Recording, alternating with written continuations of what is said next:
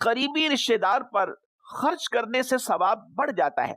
जब आम आदमी को दिया जाता है तो एक मुसलमान को देने का सवाब मिलता है और सदका करने का सवाब भी मिल जाता है। लेकिन अगर वो मुस्तहिक मुसलमान जिसे सदका दिया जा रहा है, अगर वो शख्स करीबी रिश्तेदार भी है, तो उसका एक अजर और बढ़ जाता है। गोया यूं कह लीजिए कि आम आदमी को दिया तो 2 अजर मिले, लेकिन जब वही सदका अपने करीबी रिश्तेदार को देते हैं तो उसमें 3 अजर मिलते हैं।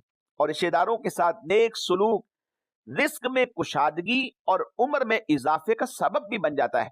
नबी पाक सल्लल्लाहु अलैहि वसल्लम ने इरशाद फरमाया, जिस शख्स को यह पसंद हो कि उसके रिस्क में कुशादगी हो जाए, उसका रिस्क बढ़ जाए और उसकी उम्र दराज हो जाए, उम्र में इजाफा हो जाए, तो उसको चाहिए कि अपने रिश्तेदारों के साथ नेक सुलूक किया करे।